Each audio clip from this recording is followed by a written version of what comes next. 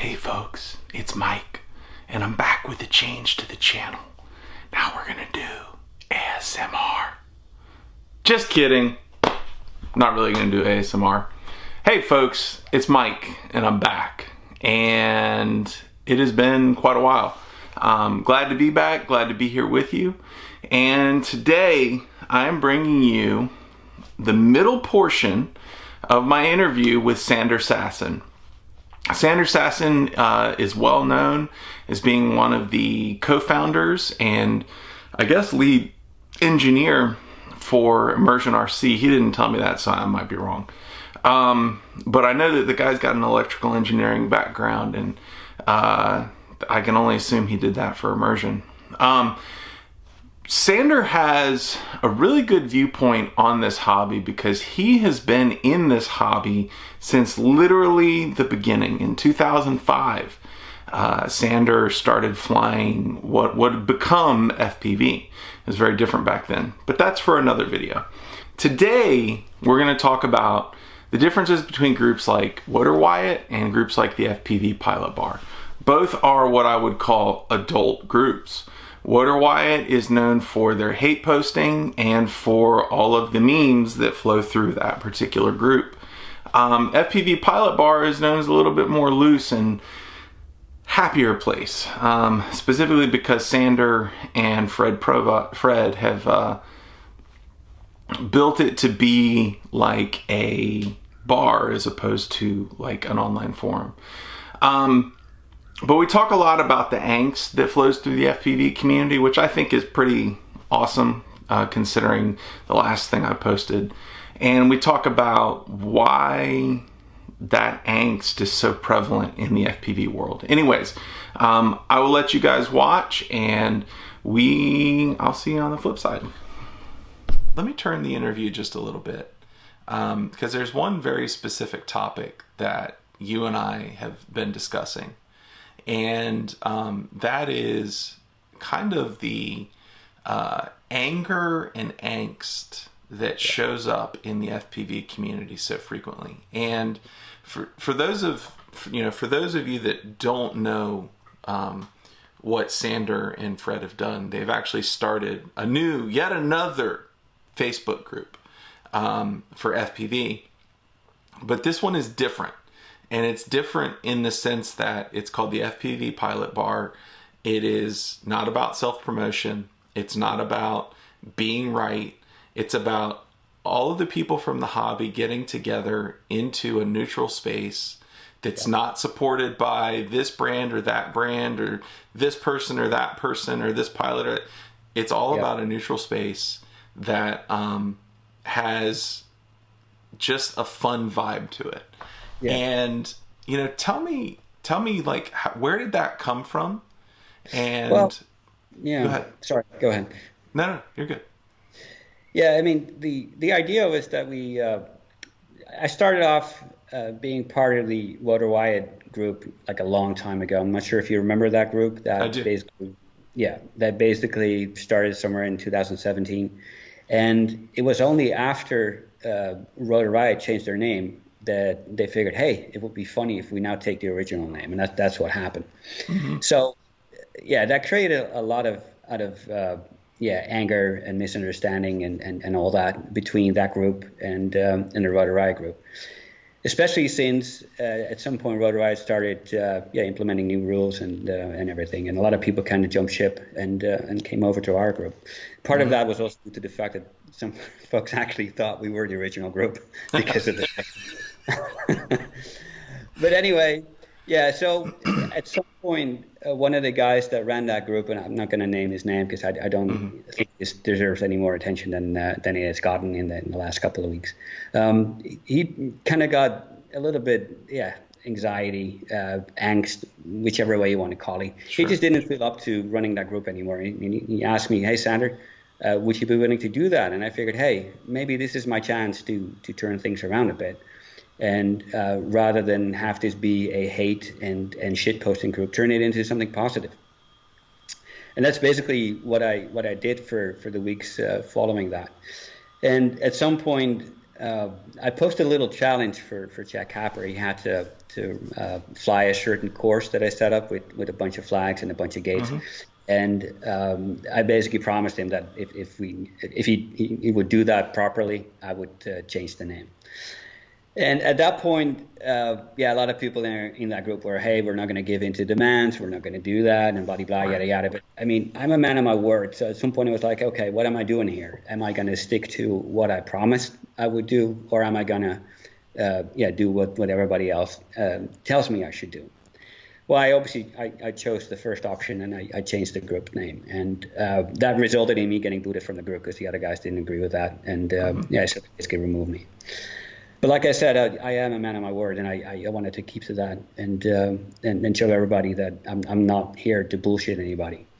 So when that happened, obviously I kind of missed the whole vibe that we had going, because at some point, it was a lot more positive than it was before, and I figured, okay, maybe I can do something like this on my own and figure out a formula that works and that where people will feel comfortable and welcomed. So I came up with the FPV Pilot Bar name because, I mean, a bar by definition is a place where everybody can come in and have a drink, sit down, talk to people, and only if you really, really misbehave, you'll get kicked out. And that's pretty much that's pretty much the same vibe and the same concept that we're going with here. I mean, we got Fred there, and Fred, if Fred thinks you said something wrong, or your spelling is off, or your grammar, or whatever, he's going to eat you. Let me stop you there for just a second. I had the most beautifully crafted post where I absolutely destroyed the use of there, and there, right, just in order to troll Fred, and he saw right through it and refused to mute me. And to this day, I am a little sad that I have not yet been muted by Fred Provost, but Fred is definitely, he's the heavy in the group, right? Yeah, it's funny because I asked Fred to join the other group as well, and we were basically discussing how to go forward, and a lot of ideas came up, and some of these ideas didn't go over well with the other guys, and I was like, that's a shame because they're good ideas, and right now obviously we don't have that restriction, and we can do can follow all those ideas, and people seem to like them, so we're definitely going to continue that way. So, number one, I will say, good job. You guys have created against all odds, created yet another FPV community that is engaging and fun. And I see people posting in there that I don't see posting elsewhere. Right. I see topics coming up in there that I really don't see elsewhere. And I don't see a lot of the anger and the angst that was in it, that has previously been associated with Wotor Wiot a couple years ago, has been associated with various groups, was really associated with Wotor Wiot after the recent drama. That was with that one, I would periodically just kind of go look, but it was more like looking to go see a car crash. Yeah. Because I participated in one or two posts and, got enough of a dressing down and enough of people in my face that I said, I'm not interested in this. Yeah.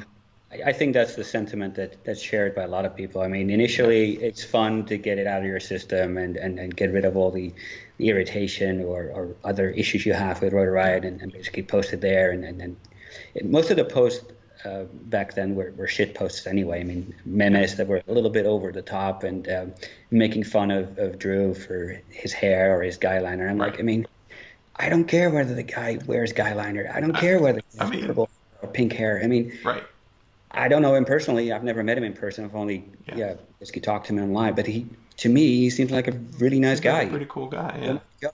So, from that perspective, I get that people want to make jokes, but at some point, enough is enough, and you just have to let it go. Yeah. So where do you I'm curious. I have my own ideas.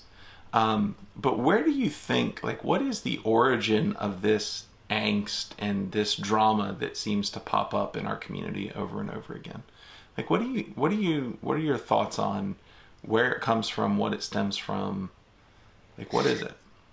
Well, a lot of it has to do, I think, with social media as a whole. I mean, a lot of people feel entitled. They want their little piece of attention, their 15 seconds in this case, of fame. And they see these guys who are posting videos, getting, sometimes even hundreds of thousands of views for a single episode, and they figure, hey, I can fly just as good, or I'm just as entertaining, or I am whatever. And they kind of mirror themselves to these characters, and they might feel left out or underappreciated or even jealous. I mean, I think that part of it is jealousy, I think, at some point, because I know there's better pilots out there. I mean, of course there are. I mean, I saw a video from what's his name, Min Chan, doing a bando run a couple of days ago, and I was like, holy shit, that guy just did. And I mean, that's a really, really good video. I mean, he basically, the flying he does for flying there for the first time, that's impressive. So I'm like, I mean, everybody has the right to to do whatever they feel like. But I think at some point you have to realize that even though your flying might be superb and even better than anybody else's, if you're not somebody that's well known, your video is not going to get the exposure that you might think it deserves. So that actually leads me in one of two directions, and I'll let you pick. We're watching your YouTube video or YouTube channel behind you. You've put in the work to build a YouTube channel. It's not like it's a natural, easy thing to do. No. But secondly, do you how to phrase this? And maybe we'll get into that in just a minute. So, when it comes to the guys that are well known, that are popular, that are, do you think that there is a misperception that they're not putting in the hard work to get the things they have?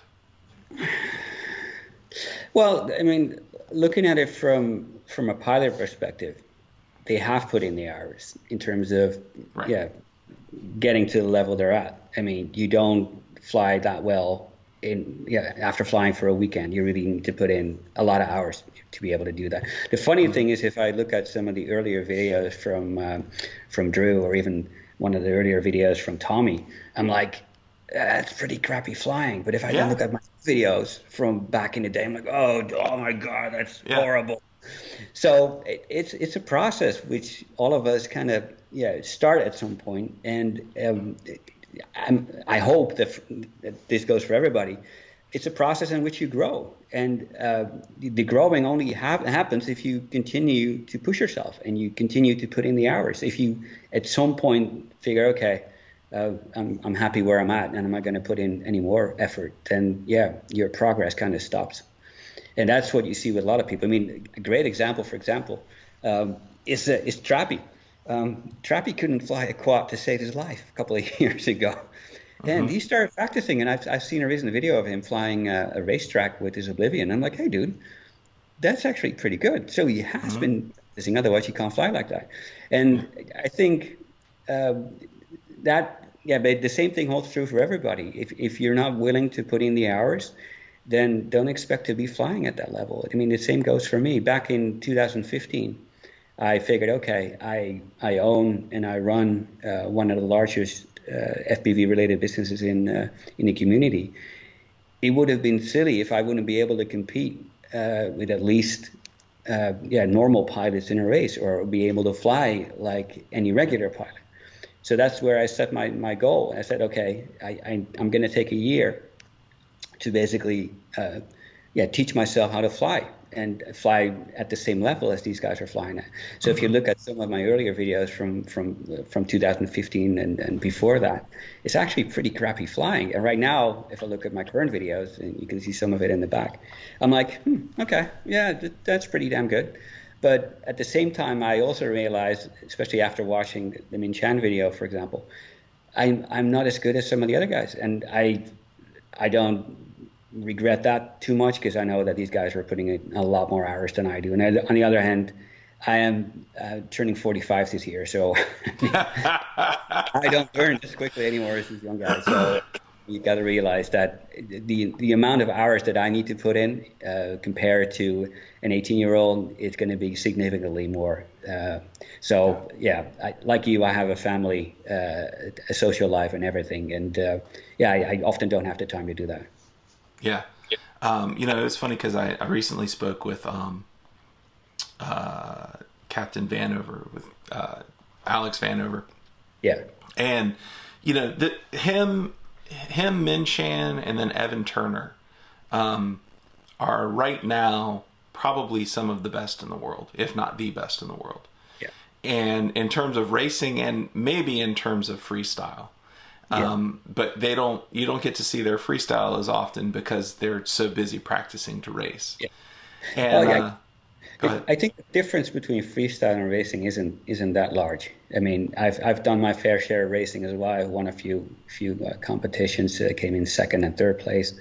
And the thing you quickly realize that racing, for the most part, is freestyle without all the tricks and all the funky stuff.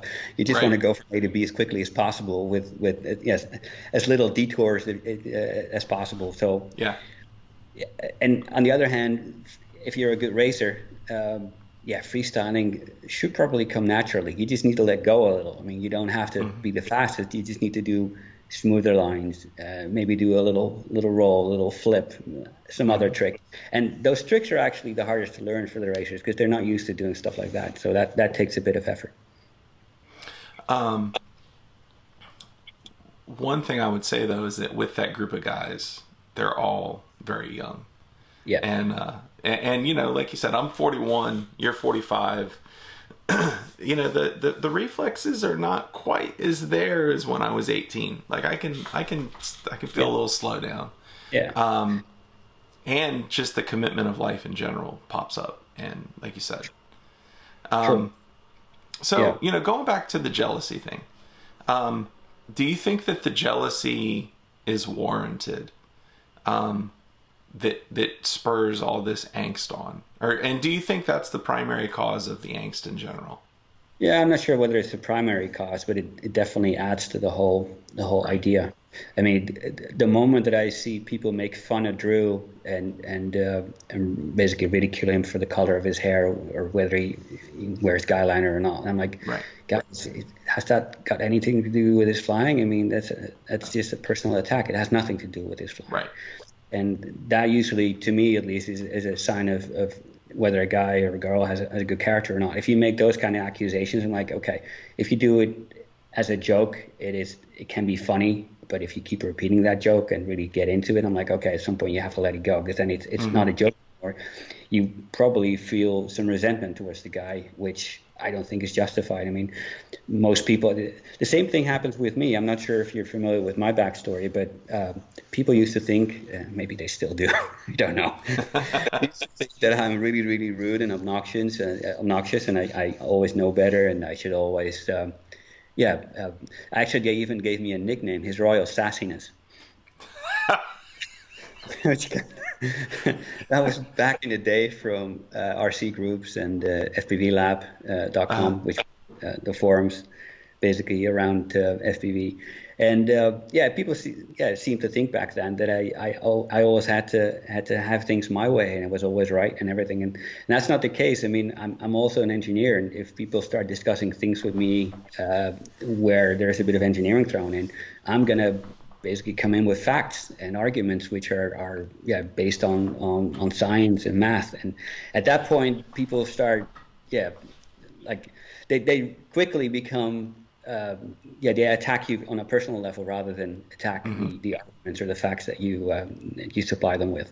And that's what usually happened with me. I kind of came in and said, okay, this is what happens, and here's the math or here's the physics that kind of outlines why that is happening. And they were like, Sander, you're such an asshole, and blah, blah, blah, yada, yada. And I'm like, okay, I mean, if that's where you want to go, fine. I'd rather keep it factual. So I am also, I'm a software engineer. So it's a different type of engineering. Some may claim it's not engineering at all, but that's beside the point. I have stood in front of very large groups of engineers.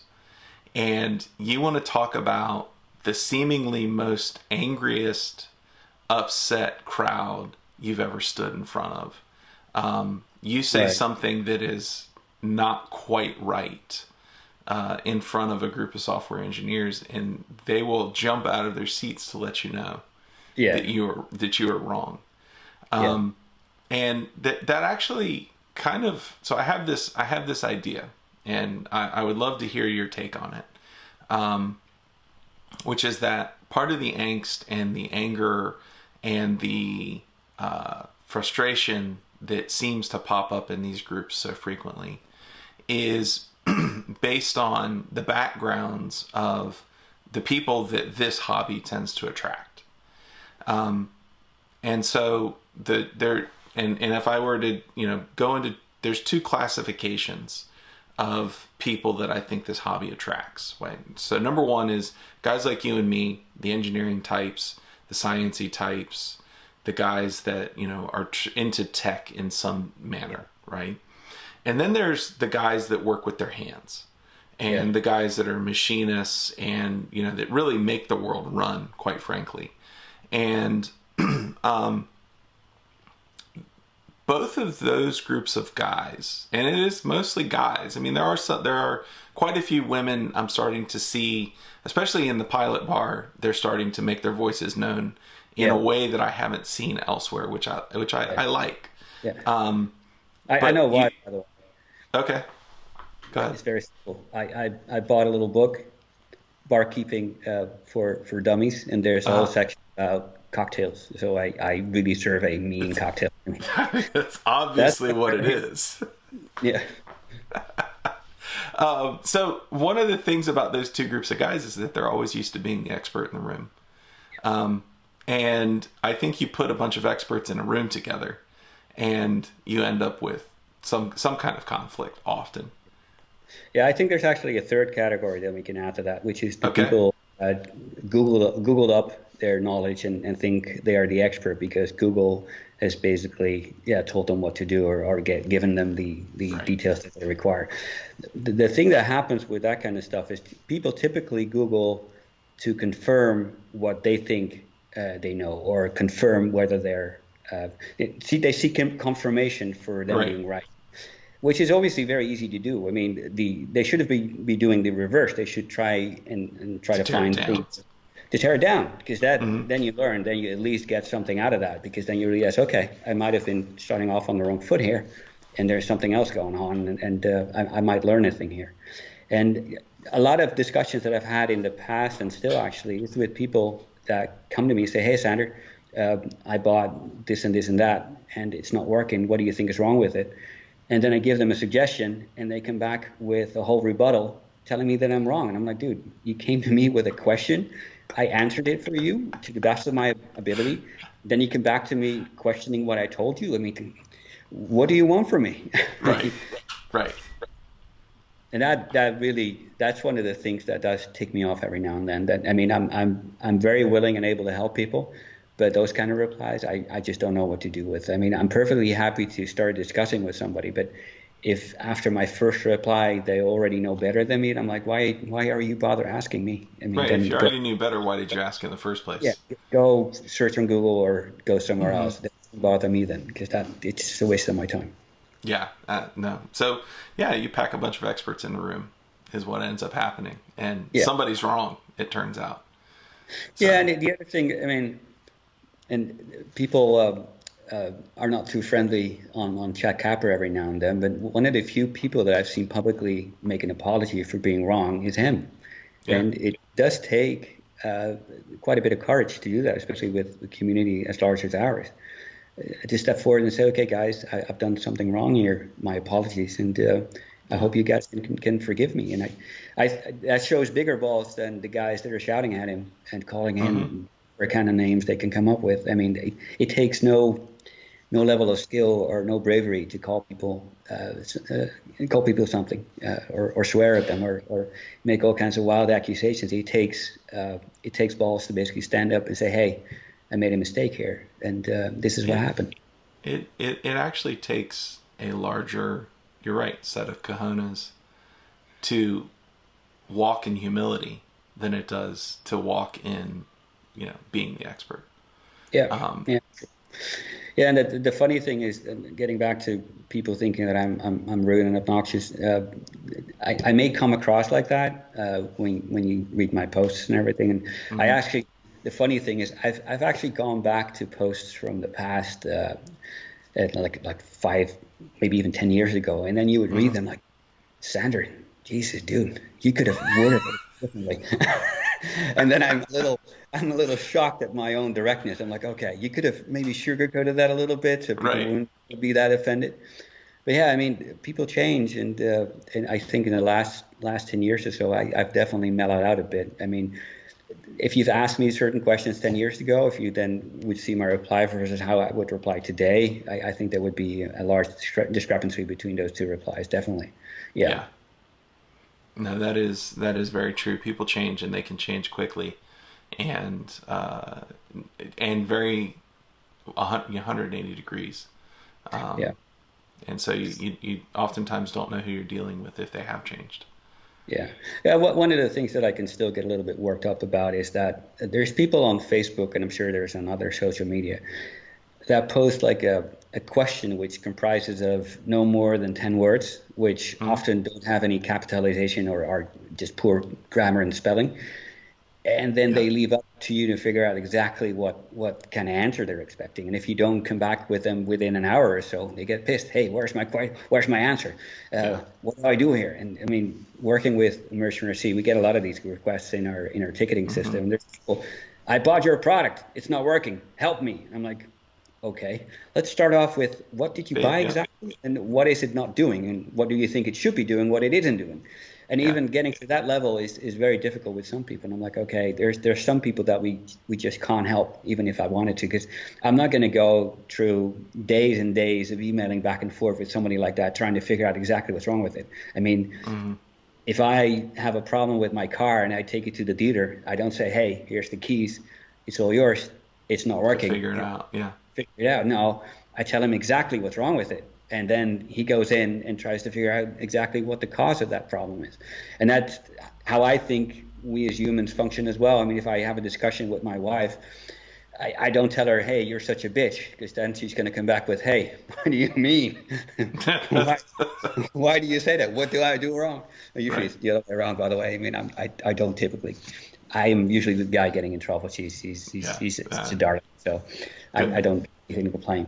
But yeah, you know what I'm getting at. I mean, at some point you have to have more details in there in order for that question to be answered. And if people are too lazy or too entitled, I mean, that's one of the other things that I find a lot online. People they think they're entitled to getting everything without putting in any effort. And I'm like, there's a lot of things in life which are well worth putting a little bit of effort into, because the rewards are way more rewarding if you've done that. I mean, if I give people free, one of the examples, for example, we had a lot of requests as a manufacturer for review gear. People wanted a free vortex, or they wanted free rapid fire or something like that. And I'm like, I'm okay with doing that if that person can do something positive with it. I mean, there's a lot of people that have a YouTube channel, and I have no problem with sending a review sample to these guys. I mean, there's guys like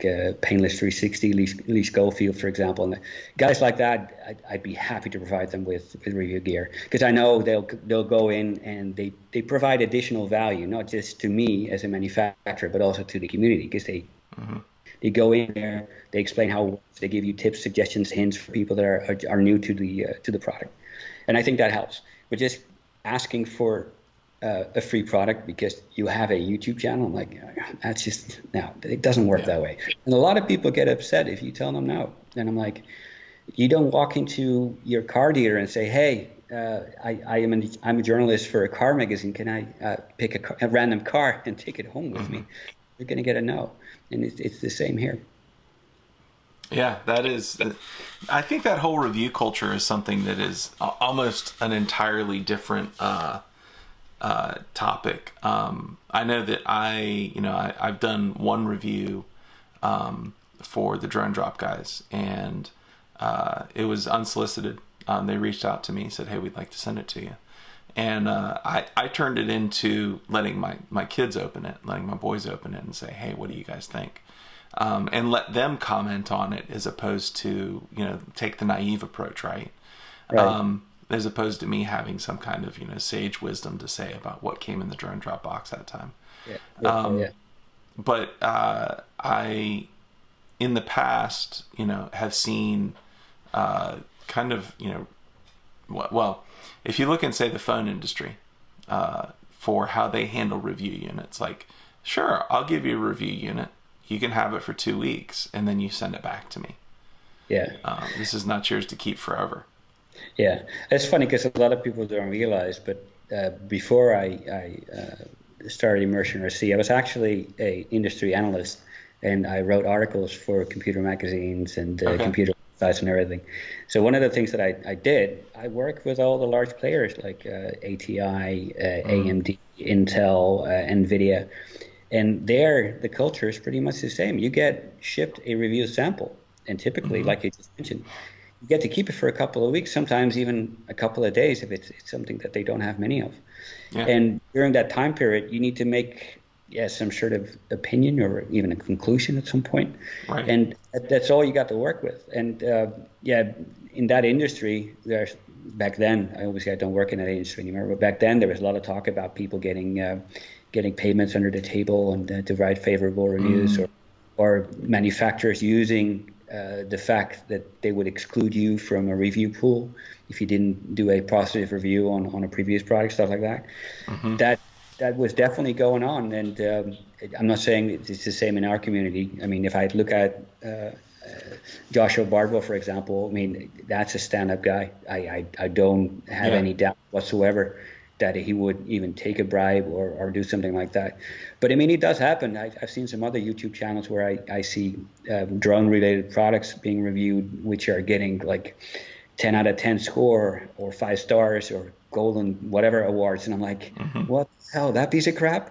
So I don't know, but from our little community, FPV community, I think we have with Joshua Barba, somebody that we can definitely rely on, despite the fact that he's getting a lot of flack for some of the stuff that he's done. But I think he's always been very stand up, and even like Jack Capper, for example. Yeah, I was going to say. He's even not afraid to step up and say, hey guys, I messed up here, I made a mistake, or I did something wrong, or I'm not 100% behind the results that I got.